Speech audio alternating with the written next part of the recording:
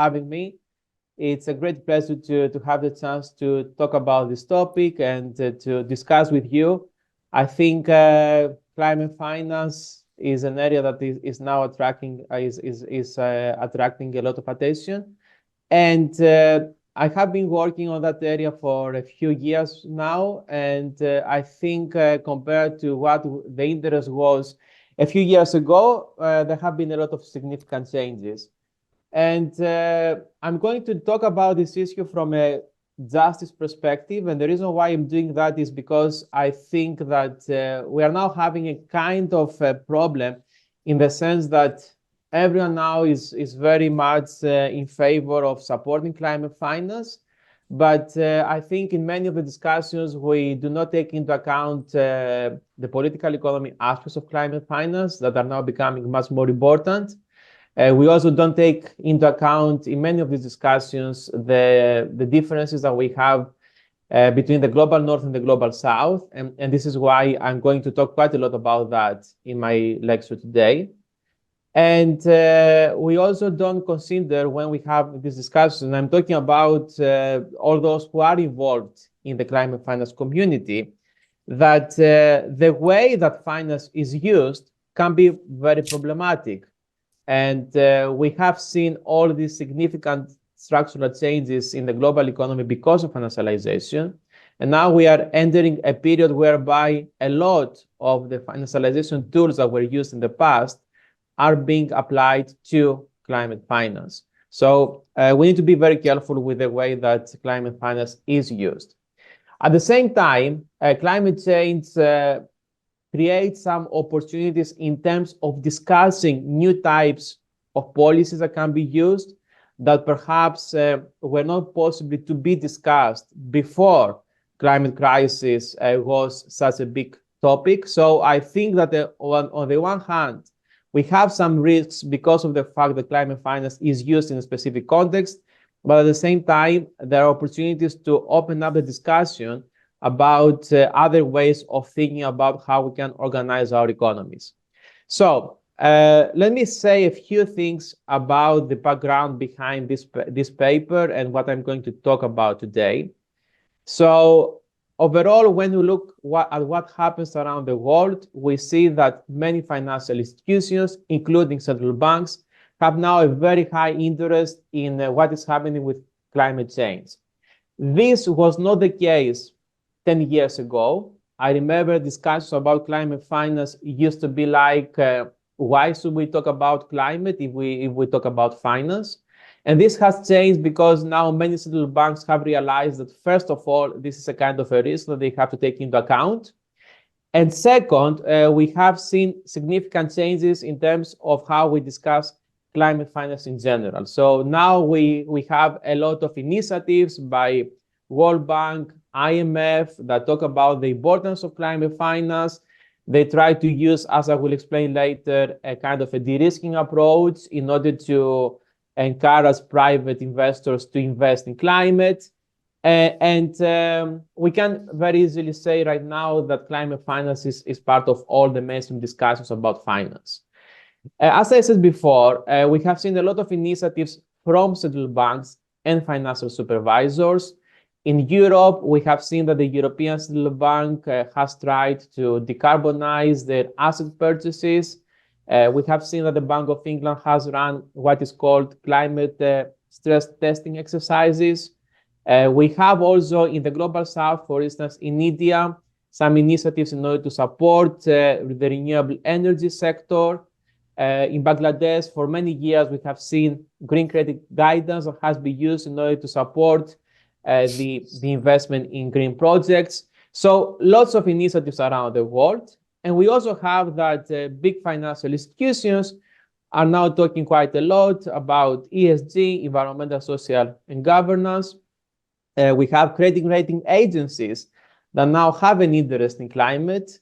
And as I will explain in a bit, the way that they approach the problem can be very problematic because they try to find ways to analyze risk in a way that will be perhaps very bad for the Global South.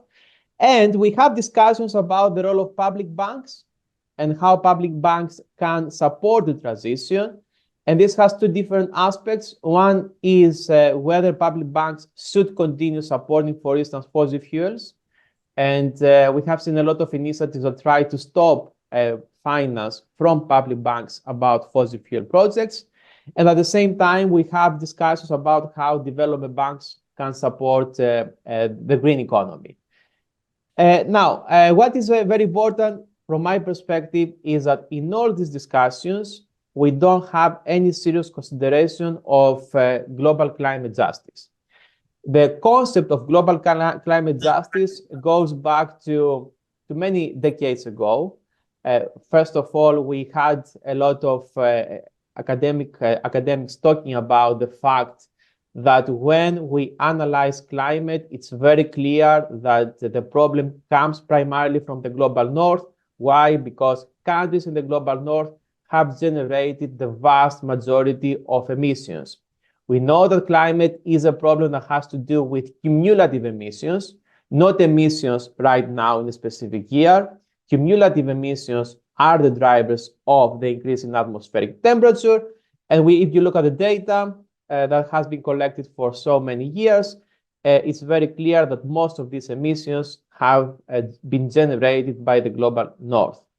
And at the same time, we have now a lot of information in order to say very clearly that the negative effects of climate change are much more important in countries in the global south compared to the global north. And when I'm talking about the effects of climate change, I'm referring to hurricanes, floods, droughts, all these types of climate-related events that now are becoming more severe and more frequent. So these are much more important in the global south compared to the global north. So global climate justice highlights that the problem comes from the global north, but it's more important for the global south. What does it mean in practice? It means that we have to adjust the way that we globally respond to the problem in order to take into account this injustice. And just to highlight that when it comes to climate change, we also need to pay specific attention to what has been called damage and loss. There have been a lot of discussions in COPs recently about that. And when we refer to damages and losses, we basically try to capture the fact that in the global south, that we have all these climate-related events that create economic damages that at the end of the day have to be covered by the state, by households, by firms. And the problem is that in most cases, the global community doesn't do anything about that. So we need to now to focus much more on that problem and find a way through which finance is going to support the communities that are suffering from these losses and damages. Now, this is the background. And what I would like to do is first to talk a little bit about how we analyze climate policies from a more conceptual perspective. So I'm going to compare a little bit the mainstream way of thinking about climate policies compared to a more heterodox perspective. Then I will explain some ways through which climate finance, in the way that is developing right now, is creating problems from a global justice perspective. After that, I will provide some general suggestions about how we can address the injustice that comes from climate in general, but also from climate finance initiatives. So I will explain some pillars that, in my view, should be incorporated into climate finance in order to try to reduce the climate injustices. And then I will also describe a little bit some challenges with respect to what I'm going to propose, because I think that in practice there are a lot of political economy challenges related to the incorporation of justice issues into climate finance. And I will explain what these challenges are. And I will also talk a little bit about some technical issues that are quite important when we are talking about green finance and justice. So let me start by saying a few things about the way that we can think about the evaluation of climate policies. And I think this is very important because sometimes you might hear about some ideas with respect to addressing climate change that might come from, let's say, left-wing parties, but you can find in these ideas some mainstream conceptualizations of the problem. So I think it's important from a conceptual point of view to understand what is the background of these ideas. So if you look at the mainstream approaches about the climate problem in general, one very key feature of these approaches is that they put the pricing of nature at their core. If you look at the tradition of what we call environmental economics, all the environmental problems, according to this approach, can be resolved if we find a way to put a price on nature. A very common example is what? Carbon emissions. So the main proposal has been to put a price on carbon.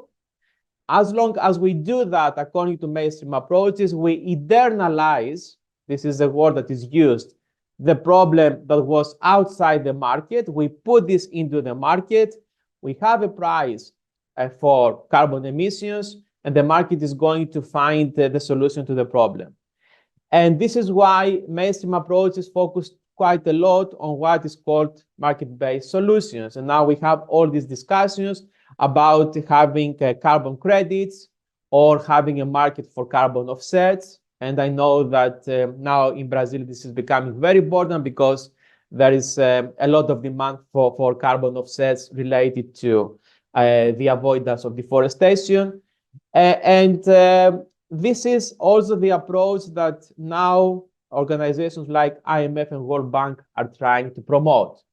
On top of it, we have seen recently what Daniela Gabor has called the Wall Street consensus, with this idea of de-risking. So when you move beyond the market, it's interesting that sometimes you can find mainstream approaches that argue in favor of some interventions from the state, but the way that they suggest that is by asking the state to de-risk private investment. So de-risking in practice means that the state finds ways to support private investment, for instance, by providing subsidies. We see now a lot of subsidies, for instance, in the US in the context of the green transition, or by having regulations that are very good for the profitability of the private sector, or by having some guarantees that if private investors are not very successful in their project, the government is going to step in and cover some financial losses. So de-risking is an approach that requires some state intervention, but not state intervention in the more traditional way of thinking about the intervention of governments. It's a state intervention that tries to accommodate private investment. So this is a slightly different approach compared to the more traditional one, but still it has at its core that the private sector is going to resolve the climate problem. Now, if we look at heterodox approaches, there is some heterogeneity in terms of how we can deal with the crisis, but in many approaches from heterodox economists, you find that it's very important to have a state that is going to intervene, is going to regulate, is going to invest, and is going to penalize, for instance, fossil capital. And by having this role, the state becomes the driver of the green transition and not the private sector. And in heterodox approaches, we can also find nowadays a lot of analysis about how we can combine different types of policies, not just to have one policy that is going to resolve the problem. There are discussions about how you can combine trade policies, fiscal policies, financial policies, monetary policies, and so on. In the global north, there is also a lot of discussion about what sometimes is called degrowth, how to reduce consumption. I think this discussion is relevant for the global north, and I think there are some significant perspectives that we get from this discussion, because the way that people consume in the global north is not sustainable. It creates a lot of environmental problems, and now the global south is suffering from these problems. But we need to be very clear that when we're having these discussions, these do not apply in the same way to the global south. So In mainstream approaches, it's mostly about how to facilitate the market. In heterodox approaches, it's how to change fundamentally the role of the state and have very significant interventions that can help us achieve the targets of the Paris Agreement. Now, when we have assessment of policies, mainstream approaches focus on what has been called cost-benefit analysis. Cost-benefit analysis complements this idea that we need to put a price on nature. Why? Because when you put a price on nature, you need to find the way, according to these approaches, to identify what is the right price. And cost-benefit analysis is supposed to do that. For example, when we have that there's a price on carbon, in principle, this creates some costs, right? Because the price of carbon means that some firms have to pay more because they produce emissions. But there's a benefit if you put a price on carbon. What is the benefit? The benefit is that in the coming years, we will have a reduction in emissions, and therefore there will be less climate damages. And what cost-benefit analysis does is that it puts together the cost and benefits and finds the so-called optimal price. So now that we're having this discussion about credit markets, economists try to find what is the right price that we should have in these markets in order to get this optimal outcome. And the problem with that is that in most cases, the way that this analysis is done is arbitrary because it requires a way of monetizing damages from climate. And in most cases, these damages are underestimated. And by doing that, we get that perhaps the price that we should have in the markets is too low.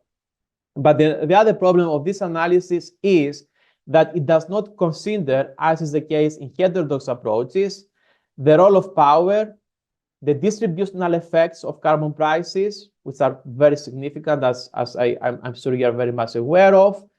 And it doesn't look at the system, how social systems and economic systems work. So from a heterodox perspective, we need to have much more fundamental changes to the way that we organize economic systems in order to find the solution.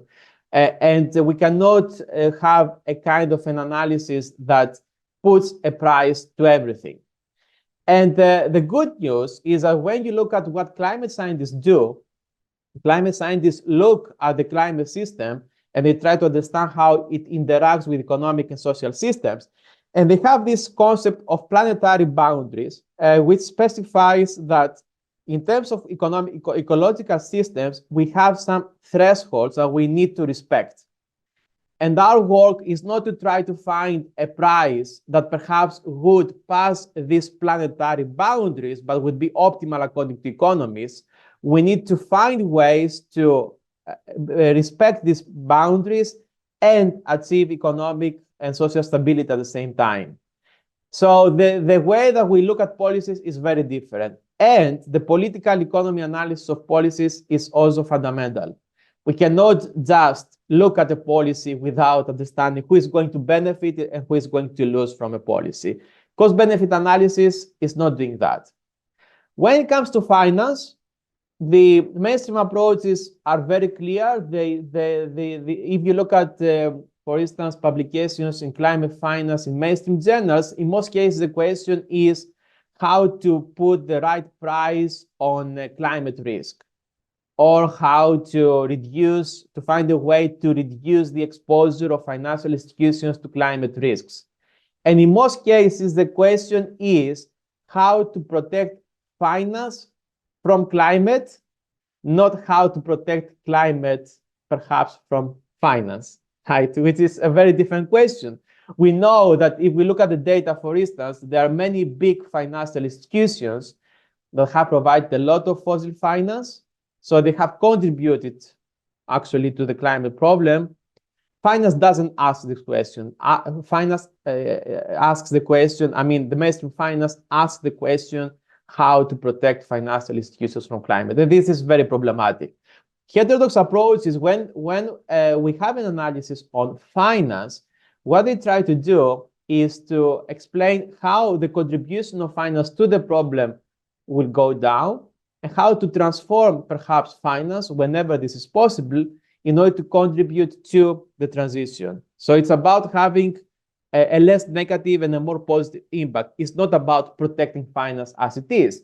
And if the conclusion is that we perhaps need less finance or different finance, we have to do that. It's not about protecting the status quo. And finally, environmental justice is something that is very different in mainstream approaches compared to heterodox approaches. For mainstream approaches right now, you can find that many people will say that, yes, justice is important. This is why now we have that the concept of a just transition has become very mainstream. The problem with that is that this is considered to be a kind of a secondary issue. So first, we have some solutions that are suggested in general, like having some credit markets, carbon credit markets. And then there might be a discussion about how to reduce any distributional effects. In the case of heterodox approaches, the issue of environmental justice is very fundamental, and we should not suggest policies before we look into that.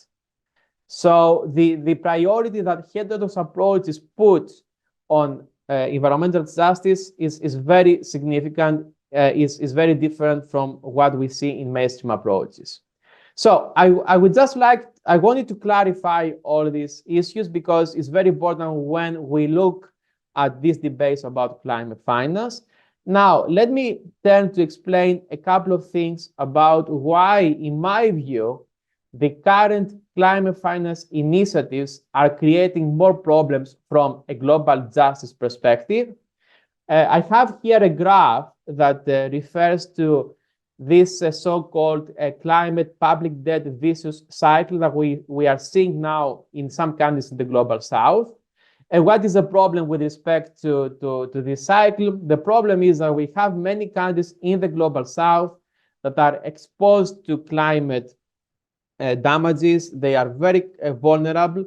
As a result of this, they need to spend more money on climate adaptation, but also on losses and damages because they face some financial losses as a result of climate change. And because of the fact that they have this exposure to climate damages, they end up with high public debt, but also because of high public debt, they have to pay higher interest in the global financial markets. And we have a vicious cycle because once you are at the stage whereby interest rates are very high, you have a high public debt, we know that this means that it's more difficult to invest in climate adaptation. Therefore, there is less investment in climate adaptation, which makes the country more vulnerable. So we start from high climate vulnerability. This contributes to high public debt and cost of borrowing. And as a result of this, we have less adaptation investment, and less adaptation investment really results in even higher climate vulnerability. And what is important is that credit rating agencies are now looking into that. And if you ask someone in the financial community, they would say that, yes, of course, credit rating agencies need to look into climate. But the problem is that the way that they do that is the standard risk perspective that they use. And they incorporate climate into their credit risk models. And it's not surprising that what they find based on these models is that many countries in the global south, and mostly in Africa and Southeast Asia, are going to experience a lot of climate-related events.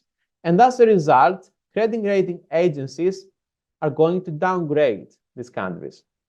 Why? Because from their credit perspective, it's very likely that the governments, for instance, of these countries will not be able to repay all of their debt. So in the map, you can see that with red, which countries are considered to be more climate vulnerable and therefore more risky if we use this approach of Moody's. And the problem with that is that according to the vicious cycle that I explained before, credit rating agencies are going to contribute to the problem, are going to make the cost of borrowing higher for these countries. This will also have implications for exchange rates. And at the end of the day, what we are having is that by trying to analyze climate, global finance makes the problem worse. And this is related with one of the channels that I would like to discuss now with respect to how climate finance contributes to global injustice. I call it exposing by self-protecting. So we have financial institutions that want to protect themselves from climate. Therefore, they will be, and they are already in a position whereby they don't want to invest or buy financial assets related to countries that are more exposed to climate change. And by trying to protect themselves, they make these countries more vulnerable because they don't allow them to invest in climate adaptation. So, and this is a kind of a broader problem because it also refers to cases in which the big financial players at some point decide to stop investing or encouraging investment in areas in any country which are exposed, let's say, to flood risks or droughts. So, for instance, at some point, it will become clear that the financial system will not be willing to invest in coastal areas that perhaps are facing a higher risk because of the sea level rise. And the financial system in general is going to be very much against the idea of investing in those who will be suffering from climate change. This is the first way through which climate finance is creating more problems. The second one is related to what I call decarbonizing by exploiting. So in general, there's now a kind of euphoria about climate finance, about the fact that many companies around the world are having some targets about reducing their emissions. And at the same time, we have that financial institutions or central banks are very happy to support those who make some effort in order to contribute to the green transition. And the problem is that not many people are asking the question, how exactly do companies try to reduce their emissions? Because there are many different ways through which emissions can be reduced. And I have three different channels of reducing emissions that, in my view, are very important, and we need to look carefully into them. The first one is when we are talking about companies like those that invest in electric vehicles or invest in solar panels or wind farms. Many of these companies require some specific materials. We have this term transition materials that refers to copper, lithium, and so on, materials that are important for the green transition. And the question is, how do companies get access to these materials? In many cases, they want to get these materials at very low cost, and they engage with what has been called green extractivism. So they try to find ways to, first of all, get access to these materials at very low costs that are associated with low wages for those who participate in the extraction of these materials. They perhaps try to work with governments in countries that have a lot of needs in terms of creating employment, and they, at the end of the day, they try to convince the governments to make the environment for them very friendly, which at the end of the day might lead to the exploitation of workers, to the exploitation of local ecosystems, because, for instance, extraction can destroy ecosystems. And in many cases, we have seen that there has been violation of human rights. So overall, having the higher need for these materials can lead to a specific form of exploitation. And if we don't look into that, the problem is that in some cases, people argue that they do something good for the environment, but they don't want to say anything about these green extractivist practices. Second, we have seen that in many cases, we have a problem with the land that is necessary in order to generate green energy. And for instance, in Europe, it's not easy for a company to find a lot of land in order to invest massively in wind farms or solar panels. And what do? They might go to Africa, try to find a place that is large enough, and then they use land grabbing approaches in order to make sure that nobody is going to disrupt their business. And this has a lot of negative effects for the local population. So we need also to know to what extent companies engage in these types of activities. And finally, we have carbon offsets, which is a kind of a very significant trend right now. Why is it important? It's important because companies now are evaluated based on their net carbon emissions, not based on their gross emissions. So net emissions are your gross emissions minus the carbon offsets.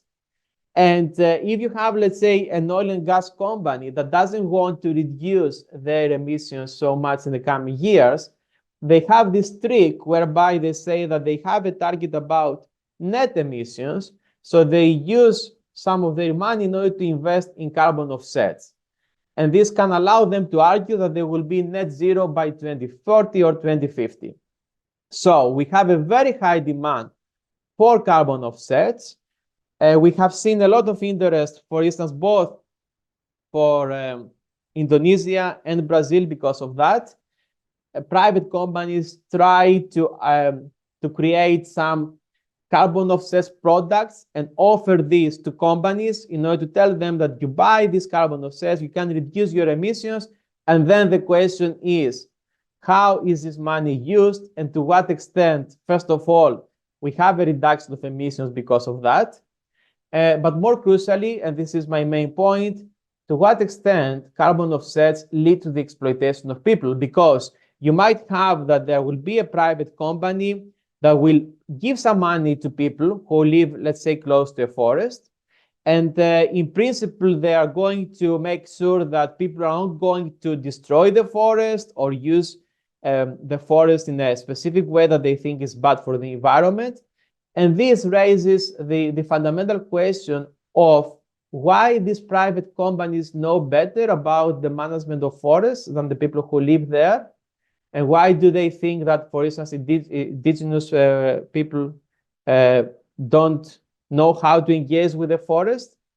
So there are some broader questions of who has the power to get this money and then to go there and tell people what they have to do with nature.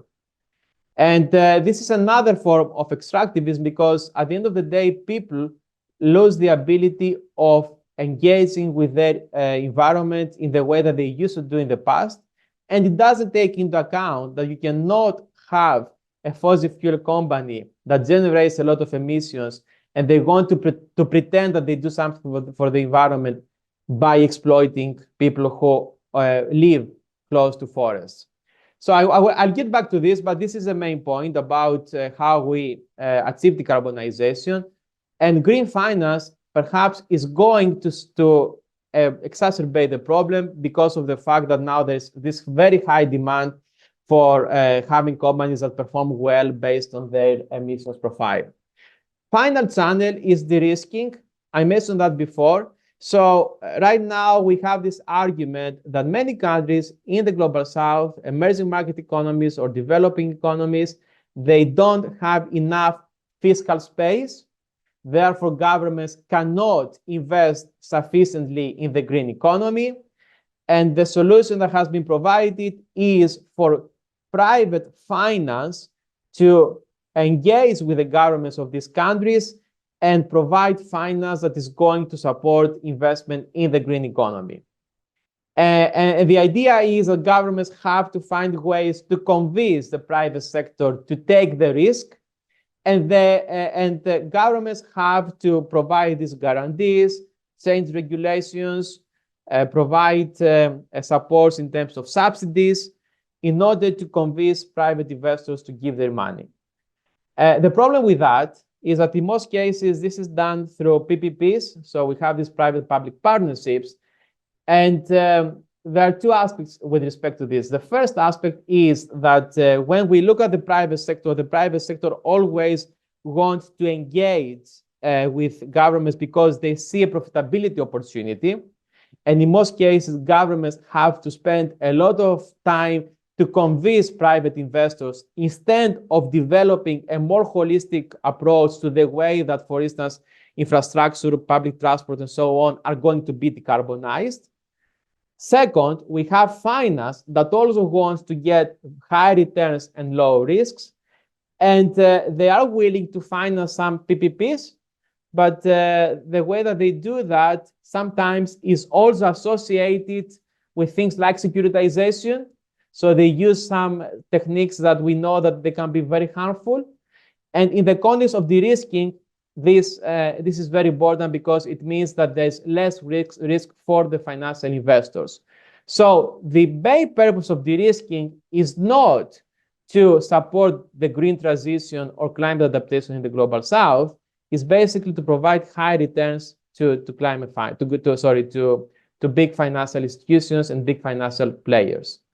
And this can also contribute to injustice. So these are the three channels that I wanted to highlight. Now, what could be a potential solution to that? And my view is that it's not easy to find a solution, but there are ways to change how the financial system is structured, how climate finance is promoted, in order to make sure that at least some justice considerations will be part of the climate finance solutions.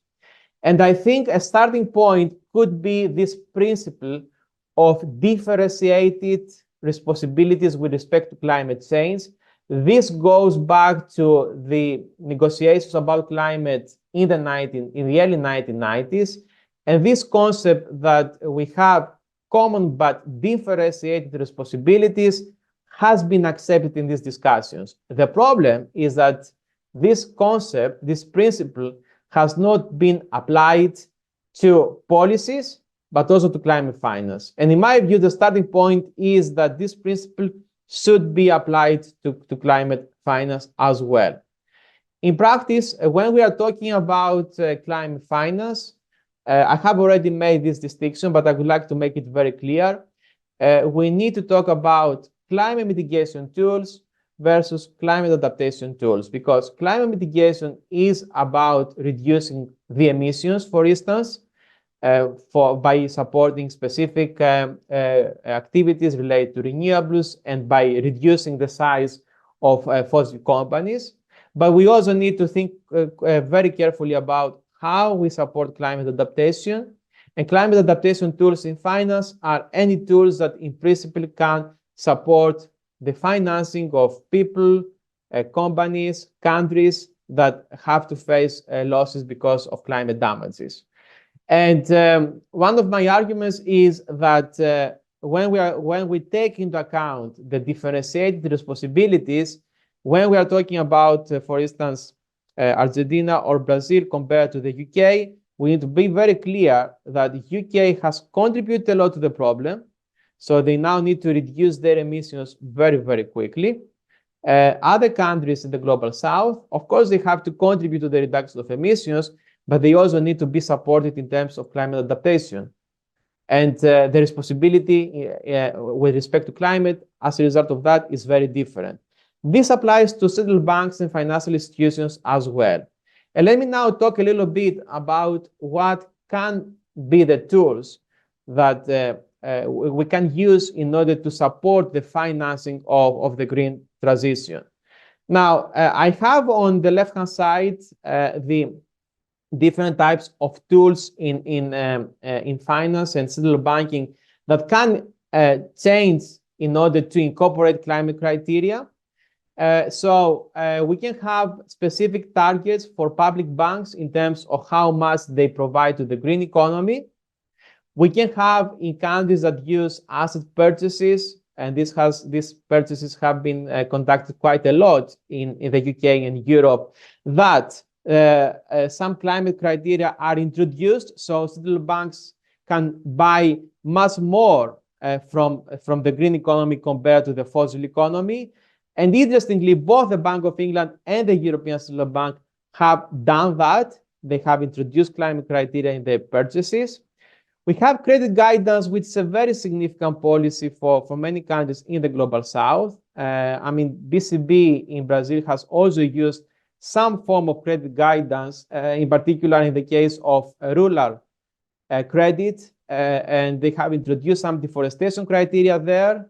We have other countries like Bangladesh or India, whereby banks have been instructed to provide a proportion of their loans to the green economy. So in India, we have the priority sector lending, whereby a specific proportion of loans should go to renewables. And in Bangladesh Bank, we have that 5% of total loans should go to green projects.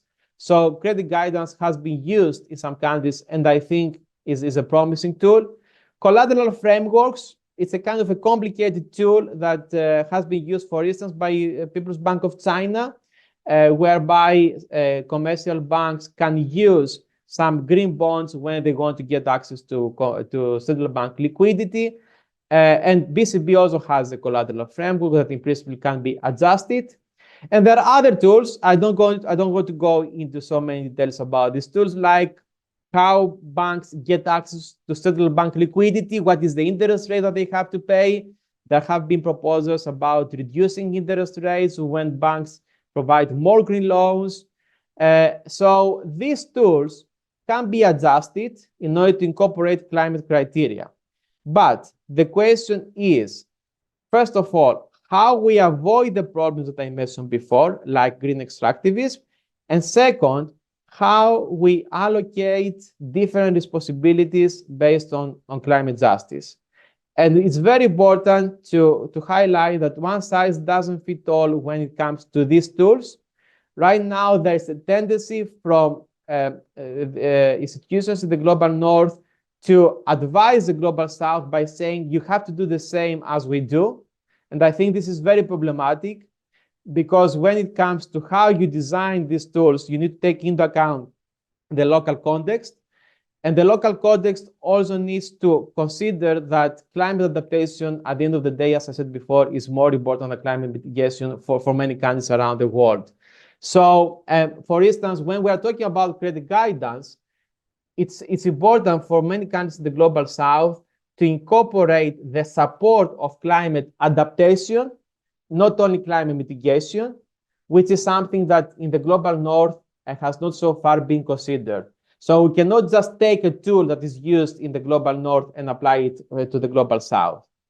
My second point, and this is the second pillar that I think is important, is to find a way to capture green extractivism.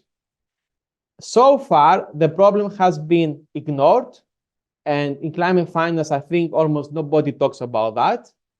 I have a specific example on the slide. When the European Central Bank decided to decarbonize their corporate QE program, they basically evaluate companies by looking at their emissions. They didn't want to analyze how the emissions perhaps go down. So my point is that if you have a company that goes to Brazil and engages in any form of green extractivism, we need to know that, and we need to have information in order to say that this company should not be supported by the European Central Bank. So in my view, it would be a significant improvement if we start collecting information about all these green extractivist practices. There are already some databases and some websites that provide information about that. One of these is the Global Environmental Justice Atlas, which analyzes how companies perhaps have engaged with extractivism in the past. And I think we need to work much more on that in order to promote the idea that green finance is not always good. And now, the third pillar, which is perhaps the most challenging one, and it has to do with the way that the global north is supporting climate finance in the global south. I have here some data that refer to the commitment that the global north has made for many decades that it would support the financing of climate mitigation and climate adaptation in the global south. And there has been some climate finance over the last couple of decades.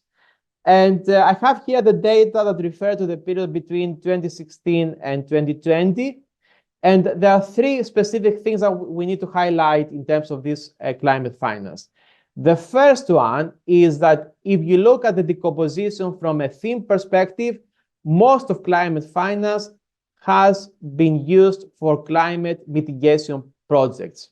This comes in contrast to what I said before, that adaptation should be a priority for the Global South. So we don't have enough finance for adaptation. This is the first problem. The second one is that most of this finance is in the form of loans. In the graph, you can see that this is about 70%. What is the problem with that? Many countries in the Global South have a public debt problem.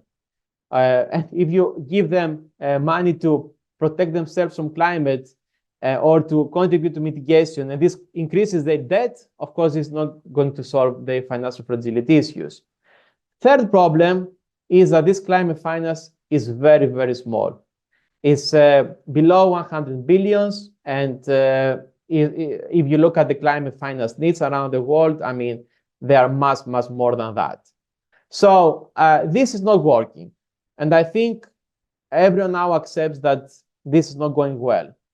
Now, when we are talking about climate finance, we need to consider a few things that, from my perspective, are very important, and they should be at the beginning of any type of debate about how climate finance can contribute to the solution. So first of all, we have that there is a global financial architecture that is very much designed in order to support the US dollar. There are many countries that have weak currencies that are exposed to the global financial investors' appetite. And we need to take into account that countries in the Global South have a subordinate position in this global financial architecture. Second, we need to be very clear on the fact that there's a big literature about that. There is a climate debt that countries in the Global North owe to the Global South. Why? Because of the cumulative emissions that I mentioned before. The fact that these cumulative emissions have generated climate damages in the Global South means that it's not a choice for the Global North to support the Global South. It's a responsibility based on an existing debt. We just need to accept that this debt exists. And there is a lot of data analysis about this debt. So there are ways to capture this also from a quantitative perspective. And finally, we also have to take into account that, unfortunately, the problems with climate loss and damages are going to increase in the coming years. Even if we manage to achieve, to restrict the global warming to 1.5 or 2 degrees, we will still live in a world with more climate damages. So this means that there is an increasing need for climate finance. So we have to use these three facts as a starting point. And then we have a lot of proposals that try to address perhaps some of these points. One proposal is now very mainstream. Many people are talking about this. Some governments have already implemented this idea. It is called debt for climate swaps. And the idea is that, let's say a country makes a commitment that they are going to invest in a climate mitigation or a climate adaptation project. And by making this commitment, they ask investors not to, let's say, repay part of their debt. So they avoid some debt because in principle, they use the money that they would pay to investors in order to invest in the climate project. This is one idea. We have some other suggestions about changing the special drawing rights, which are provided by IMF, and ask countries to invest in climate by using this. And we also have this idea of climate reparations, which I think now is getting more attention. And what I would like to highlight is that only climate reparations recognizes the climate justice problem. The debt for climate swaps is considered to be a kind of a favor that perhaps some investors will make to the country as long as the country invests in green stuff. But it doesn't have climate justice as a starting point. It doesn't highlight the fact that there's a responsibility that perhaps these investors, most of them are based in the global north, have and therefore they need to support climate mitigation and adaptation. So these are some proposals. Now, in my view, climate reparations, as I said before, is more consistent with climate justice. And the only problem is that it's difficult to generate a lot of revenues in a way that would support climate reparations in the coming years, given also that climate damages are going to increase. And this is why we had all these discussions in COP28 about creating something different. The problem is that what was created, which was a loss and damage fund, will be hosted by the World Bank. And we know that the history of World Bank is not great in terms of how it supports the Global South. When this was announced, some countries already said that they would contribute to the climate, to this loss and damage fund. The problem is that no country has the obligation to contribute to this fund. It's not that the loss and damage fund has a climate justice starting point. The starting point is that there is a fund, there is the encouragement for countries in the global north to contribute to this, but it's not their responsibility. And it's very unlikely that this fund is going to collect enough money in order to support what I said before, the growing losses and damages in the global south. So this is where at some point I thought that perhaps we need to think, at least in theory, of something else. This something else, I called it a climate justice facility. And it uses as a starting point the fact that there is a responsibility in the global north.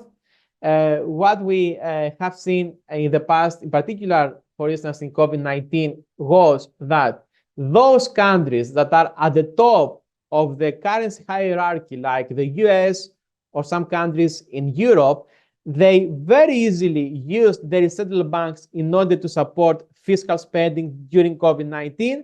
When you look at the global south, you see that they didn't have the same capacity. They couldn't rely on money printing from the central bank in order to support fiscal spending.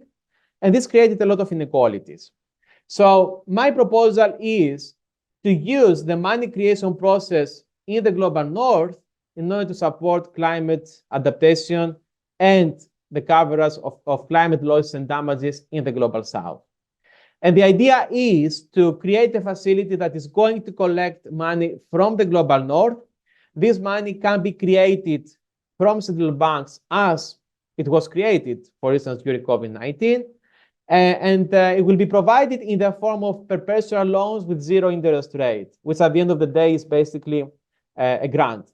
Because perpetual loans do not have to be repaid, these loans will cover the responsibility of the global north due to climate debt, and the money will be used in order to invest in climate adaptation and cover losses and damages. And each country will contribute to this facility based on their cumulative emissions in order to take into account the responsibility that they have for the climate crisis. This is the general idea behind this proposal. I also have how this would work in terms of balance sheets, but I don't want to bother you so much with that. It's straightforward. When you create liabilities, you create assets. Central banks can create liabilities out of thin air. So technically, this is not difficult. But what is important is that if you have something like that, you can complement all the other initiatives. You can provide a support that will always be there for countries that will face climate-related losses. This is very important because once you have, for instance, a hurricane, you need to know that there will be an automatic way through which you will get access to finance. And if you know that this support will be there, the risks, the perceived risk will also go down for countries. And I think this is also a way to restrict what I said before about creating rating agencies, because if we know that countries will receive climate finance, once they face a big drought or a big flood or a big hurricane, then it's less likely that they will be downgraded by creating rating agencies. So we can try to restrict a little bit the problem. And let me highlight that there are also other ways to support spending in the Global South. And let me just refer to one example. In Europe, we have the Eurosystem collateral framework. So the idea is that for the ECB to provide finance to commercial banks, they ask them to use some financial assets as collateral. Why is collateral powerful? I will give you an example from the Greek crisis. When we had the Greek crisis, we had in the summer of 2015 some bank runs. Do you know why we had bank runs in Greece? Because the ECB didn't accept as collateral the government bonds of the Greek government, the bonds of the Greek government. They said, we're not going to accept these bonds. We consider these bonds as very risky. So commercial banks in Greece could not get access to liquidity from the European Central Bank. And this means that they couldn't satisfy the demands of depositors. Now, what I'm saying is the following. In this collateral framework, we have a lot of government bonds that are issued by Japan, by European governments, by the US. We could include there some bonds that, for instance, are issued by the Brazilian government. And if we do that in the context of climate justice, then there will be a demand for these bonds because banks in Europe would need to hold these bonds if they want to get access to central bank liquidity. And this would reduce the cost of borrowing for Brazil. And this, I will say that in a bit. Of course, all this politically sounds very difficult. But if we're going to be serious about climate justice, we need to do something more fundamental. So my broader point about the third pillar is that we need to have some new mechanisms through which we make sure that climate justice is reflected in the way that Global North provides finance to the Global South. And now let me say a couple of things about the political economy issues, and I'm going to finish with that. So, of course, what I said already sounds very difficult from a political economy point of view. First of all, such a system that supports the Global South will not be very popular among people in the Global North because it will be considered to be too much for them to support the Global South in that way. But we need to change the way that we think about central banking. The mandates of central banks should change in order to incorporate, for instance, a commitment of governments in the Global North to support the Global South. It will be a lot of resistance from big financial institutions like BlackRock or JP Morgan. Why? Because they're going to lose their job. I mean, their job now is to do de-risking. If you have a financial mechanism that supports climate mitigation or adaptation in the Global South in a way that does not require banks to go there and provide finance, of course, they will not like something like that. But at the same time, what I'm seeing is that the problem is becoming worse. Many countries in the Global South are becoming very angry with the way that they are treated. You can look, for instance, at the discussions in Barbados. We have that some islands will face very, very significant challenges in the coming decades, and they know that this is not their responsibility. So I think that perhaps the political reality is also going to change because of that, because the problem is very big. There are some technical issues when it comes to what I suggested, and some of them are quite important because if you want, for instance, to have a facility that supports climate adaptation, you need to have a very transparent, clear way of defining what adaptation is, who is going to lead these projects, and there is already some experience that we can draw on in order to make sure that the money that will be channeled to these countries is going to be used properly. But we also need to have taxonomies of what are climate losses, what are climate damages. We need to understand how to allocate responsibilities based on cumulative carbon emissions. I mean, there's already analysis about that. We need to think about how we can understand the local context, how to make sure that there will be no maladaptation, how to make sure that local population is involved in the use of these funds. So there are a lot of challenges from that perspective as well. But I think if we don't have at least the provision of sufficient finance, these discussions cannot start. And the discussion will always be about satisfying private institutions that want to make money. This is my main point. So I'm going to finish with that. And let me also say that in the context of incorporating climate justice into finance, I only talked about global north and global south. Of course, in practice, we need to talk about class, gender, and race. In many countries, racial inequalities are very important. So we also need to incorporate these aspects into climate finance. So I didn't discuss that, but it's something that requires much more attention. And let me also say that when we look at the transition to a net zero economy, I think it's important, of course, to try to analyze what countries can do at the national level given the global constraints. And for instance, what I said about using some financial and central banking policies domestically, I think, yeah, it's important to have this discussion. But at the same time, we need to understand the global constraints. And I think it makes sense also to spend a lot of time to understand how the global constraints can change, because without changing the global constraints, it will be very difficult to make significant progress domestically. So I think we need to have these discussions at the same time. So thanks a lot, and sorry for talking for a little bit more than I expected, but many thanks for your attention. And yeah, very much looking forward to our discussion. I think there are already, maybe there are some questions. No, let's see what questions you have. And yeah, I think we have plenty of time to go into some details. Thank you. Okay, thank you very much, Yannis. Amazing presentation. And I'm sure you're going to have some questions.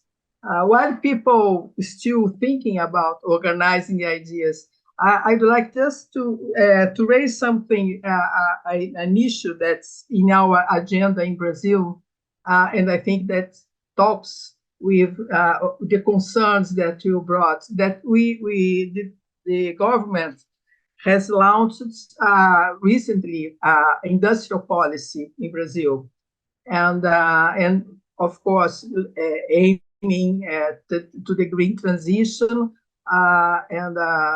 but it's very unclear for us how this industrial policy is going to be implemented, because although we have enormous environmental diversity that should be something good for us, for our development, also we are a very financialized economy. And so the policy space is very narrow. And I believe that, and we have been losing state capacity of intervention in the economy. So as I see, that's a big obstacle. Although we have ideas, some good initiatives, but implementation are very difficult in the political arena. But it's very interesting that the propositions that you raised to us, so you have to be bold in our thinking and the propositions in order to advance the ideas. But any question? Fernanda has raised her hands. Fernanda. I do. Thank you, Carmen. Thank you, Yannis. Great presentation. And I wrote down almost everything. You gave us many ideas. I heard, once before I heard you talking about this climate bond as just asset buying. I'm sorry, that's how I wrote down, just asset buying. And particularly, we are very interested in this mechanism, in this tool, because it is one of the alternatives that Carmen and I, we've been writing about as a way to finance the green transition. Our initial idea was the Brazilian Central Bank to to issue such an instrument in order to exchange brown assets for green assets. At the same time, you would capitalize the central bank. That's something not allowed by Brazilian laws, but we're thinking about this has to be changed. But at the same time, the central bank would issue bonds, kind of printing money, but issuing bonds to capitalize the Brazilian Development Bank in order for it to finance the green transition, the green sustainable transition, but not in a de-risking way. I like very much your perspective of the de-risking form, and Gabor's also, it's both of you, but it's very interesting. But it is two forms of the state financing it, and the projects that are being financed with this money, they have to be aligned with a greater transition plan, not only Brazilian, but a global transition plan. So how do you think, how is your idea of this just asset buying, how it will work, what's the collateral, how it's going to be exchanged into the financial market, into the banking system, and do you have any suggestions for the capitalizing of this green fund, the losses and damage fund, to make it more, to close the gap, to put in a different form, to close the finance gap, the green finance gap, but also directing this finance towards a proper project, a proper green finance transition, not only greenwashing. Did I make myself clear? I don't know if it just spoke. Thanks. Okay, good. That's a great question. So thank you. Let me first say that, let me start with your last comment, how to avoid greenwashing. I think there is a problem with that because we have seen quite a lot of greenwashing.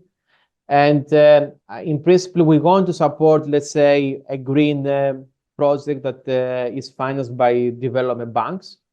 But we need to make sure that these are really green projects. And there is a lot of debate about that. I mean, you need to, for instance, have enough information about how the project will reduce emissions, how the project will avoid any side effects on fossil projects or carbon-intensive projects, because you have companies that might be carbon-intensive, they want to invest in green, but sometimes they receive money and they use this money not only for the green project. So you need to have some very clear criteria about that. On top of it, as I said, as I described earlier, you need to make sure that social issues are also addressed properly and you don't have extractivism and so on. So this is a specific discussion that we need to be very careful about. Let's say that we managed to get a proper green bond that supports a project that development banks are willing to provide money for, and we're going to find ways to support these bonds. Then I think it's important to think about different types of tools. So, as you said, the central bank could do a few things in order to support this. One way would be to directly buy these bonds. I mean, for instance, in Europe, the ECB bought some bonds of the EIB, the European Investment Bank, and they did that through the Q program, right? So you can do that, or you can, at the same time, you can include these bonds into the collateral framework. I mentioned the collateral framework because BCB uses a collateral framework. And when you use a collateral framework in order to support specific bonds, there are two things. One is to make eligible these bonds, which means that if commercial banks in Brazil buy bonds, green bonds that have been issued by development banks, they can use these bonds in order to get access to liquidity. The second one is to reduce what is called the haircut.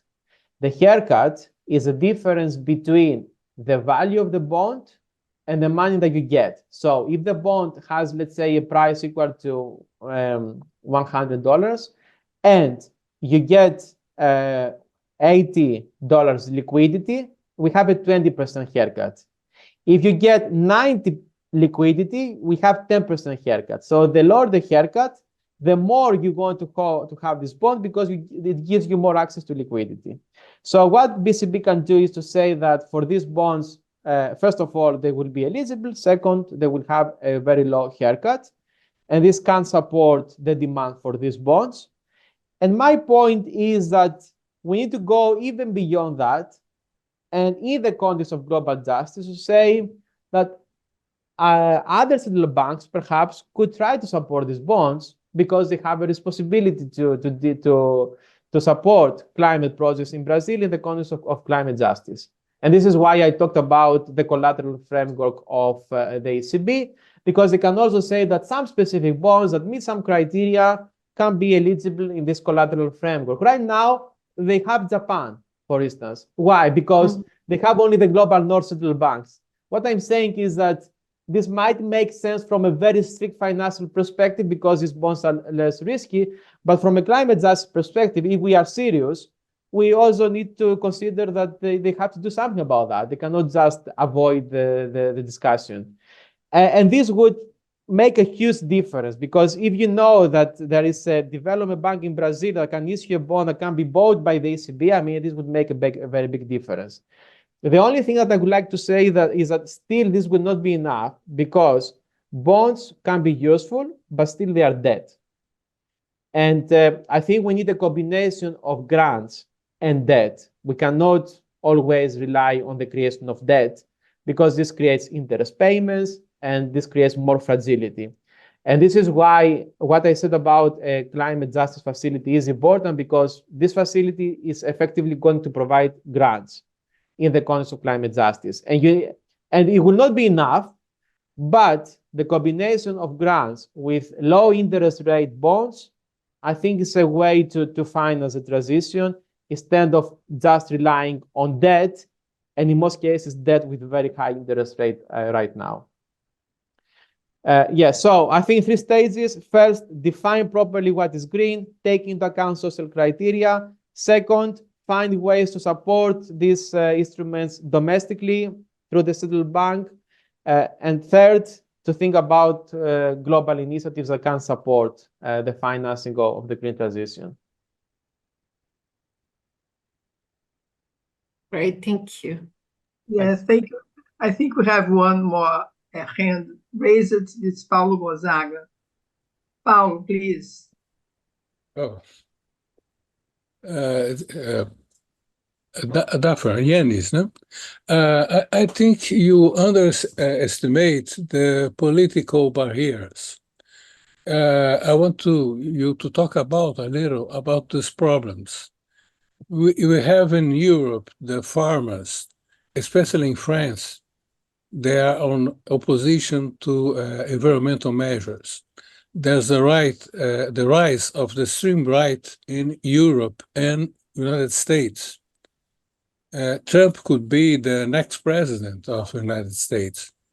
The ESG is under threat in US, and BlackRock has changed its position about this. And in Brazil, the problem is not so serious, but Lula his popularity is in decline now. How do you see these questions, these problems? Thanks. So first of all, let me clarify that what I suggest is not what I think is going to happen, right? I'm just saying that if we're going to be in principle serious about the problem, we need to make some very significant transformations. Now, I said at the end of my lecture that there are very significant political economy barriers, not only to what I said, but also to the broader discussion about climate. And you are very right that in Europe, we have these problems because, it's not only farmers that resist to the green transition. There are many social groups that do not find the transition very attractive from an economic perspective. Of course, the US might now change again its approach to climate.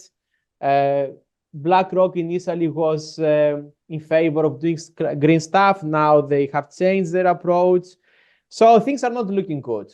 and I agree with you. I'm not saying that we're going to see any big changes with respect to the climate problems.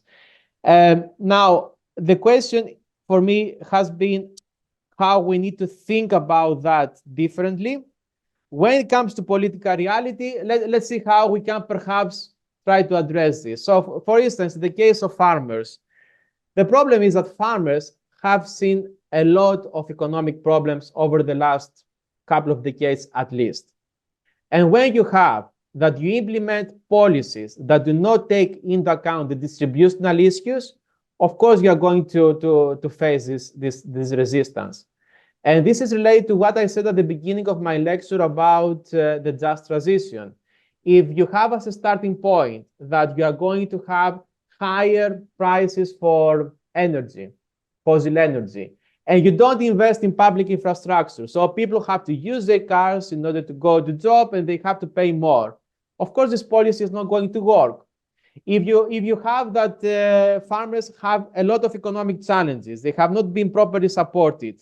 There has not been, in many countries in Europe, enough investment in order to support any kind of transition. And then you tell them that now they have to do stuff in terms of land use that are not feasible. Of course, they are going to resist.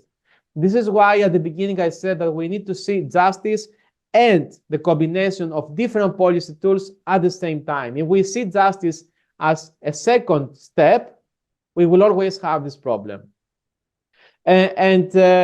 My main point is that if we're going to look at political feasibility, what I can only say is what I think can become more feasible from a political economy point of view. But of course, the way that people vote nowadays creates a lot of other problems. So the problems will be there. The question is whether politicians at least try to make sure that those who suffer, the poor people, are part of the solutions and are not considered to be part of the problem.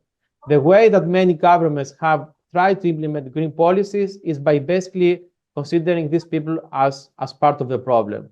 And if this doesn't change, I think the political feasibility will become even more difficult. Now, in terms of global finance, as I said before, global finance now wants to engage quite a lot with de-risking. And the problem with that is that this increases their power even more, because if you think about, for instance, a government in a country in Africa, it's very likely that this government will get pressures in order to engage with BlackRock or other big financial investors, because these are the people who have the money. And as long as these people have money and power, they are going to be dominant, because they will be the only ones that can finance some climate projects. And what I said before is that as long as we don't change that, we're not going to see progress in terms of the green transition, and any progress that we're going to see perhaps will be bad for the majority of people. So the problems are many. I'm not saying that they do not exist. I'm not optimistic. What I'm going to highlight is that it's important to think bold, because if we just try to find some small solutions to a problem that is very big, I think we will always be behind. If we try to create a coalition with those that are suffering from climate change, I think in the future it will be possible to make more significant changes. And let me also say that what happened in COP28 was not great, but still it was quite important. The fact that a climate loss and damage fund was created basically within 1.5 years is the result of the fact that many countries in the global south said, we need to see something more radical. We need to see some change. We are not going to accept what has happened so far. We are not going to accept all this responsibility for climate. And even though the result was not great, still it was quite significant compared to what we have seen in the past. So given that people are suffering from climate, I think that the power dynamics will also change at some point. And in my view, it's also important to always work on proposals, even though they might not be politically feasible right now, because perhaps in 5 or 10 years, the political reality will be different, hopefully. But yeah, I don't have any solutions in terms of this political reality. I'm just saying that we need to continue thinking about how to address the problem, even though things look quite pessimistic right now. But thanks a lot for your thoughts on that. Thank you. I think we're still, how to say, processing all the information you brought to us. Do you have any more observations or comments or questions? If not, I do. Fernanda, If no please. one else, if no one else have you another are question, shy. I can- You are shy. You can... Well, I have lots to learn. Yes. I want to ask about this just global climate justice, global climate justice. Do you considering it just a difference in countries, or you considering also just as part of reduction in equality, technological reduction, closing the gap of technological difference between global north and global south, or you even into the global south we have different inequalities among countries, among regions. So how do you consider this climate? What's incorporated in it? Because if it's a matter only from transfer of money and technology from the north to the south, it's one thing. If you're considering more aspects of what is justice, it's another. So we go towards a more equal society. Is that what you? Fernando, could you hear all the question? Because it was a little, for me, it was not very, the sound was not very good. Yeah, I mean, I understood the got the question. idea. I missed the last part, Fernando. Just the last one, if you can repeat that. The last Yes. sentence. It's just an observation, and because what climate justice means is going to interfere what kind of tools and what kind of policy you're implementing, right? So what kind of, in what way we're looking at Africa, at South America, and South Asia? Yes, so thanks for this, because it's important to be very clear on that. And one of the first pillars that I described was related to the fact that one size doesn't fit all. And the problem is that, for instance, what I see when I talk to central banks, Southeast Asia, for example, or when they engage with central banks in Europe, there's always this idea that Europe or the US do the best things, and these countries have to do something similar. And sometimes, in most cases, this comes from the global north, but sometimes it also comes from the global south. I mean, specific people or institutions in the global south that they try to copy what they see in the global north. And this is a problem because, first of all, the reality in terms of climate is very different in each country. And this refers both to how you make the transition, but also how you react to climate-related events, for instance. And this reality should be taken into account. This is why it's very important to have, for instance, a taxonomy of what is climate mitigation, what is climate adaptation, what is losses and damages that is related to the context of the country. We cannot use the same taxonomies around the world. We need to use taxonomies that fit the country context. And this is a prerequisite for any type of climate finance initiative. What climate finance can do is to make sure that those that need to make climate mitigation investment, or those people who need to do things to protect themselves from climate have financial resources. This is a purpose of climate finance. But then how you use these resources is something that needs to be properly done, taking into account what is the local context. And I mean, perhaps even the country level context is not enough. We need to look at specific regions, understand the power dynamics in different areas. And this is why, for instance, in the context of adaptation, there has been a lot of discussion about cases of maladaptation, whereby adaptation actually didn't help the local community because those who designed that adaptation didn't take into account how things exactly work in this local community. And my point with the climate justice facility is that I would like, I mean, again, we are talking about something ideal, right?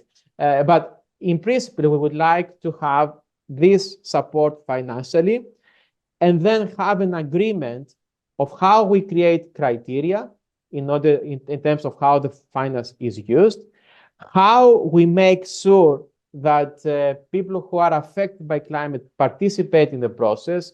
We have the concept of participatory justice. We need to make sure that this is part of this institution. And if we don't do that, we are going to have maladaptation. And in terms of mitigation, technological transfers can be important, but as you said, they need to be adjusted to the local needs. So we also need to take this into account. And the way that the transition is going to happen is very different between countries. For instance, in Brazil, you have a lot of hydropower. In India, we have a lot of reliance on coal. The way that we are talking about the transition is not the same. And we have very different development needs as well.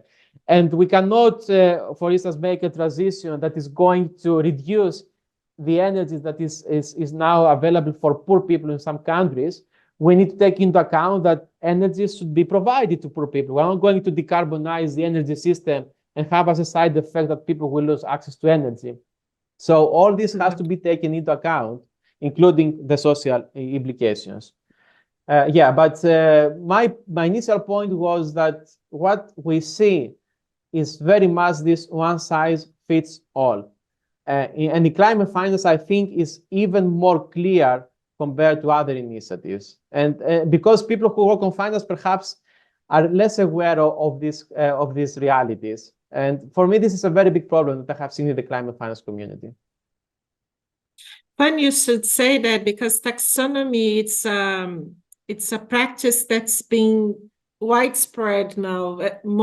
Many countries are creating their own taxonomy, including Brazil. Is supposed to be launching the official taxonomy in this year's COP. So hopefully we have time to do it. But Brazilian taxonomy is actually quite, how do I say that? It's quite daring, because it includes many goals that other taxonomies do not have.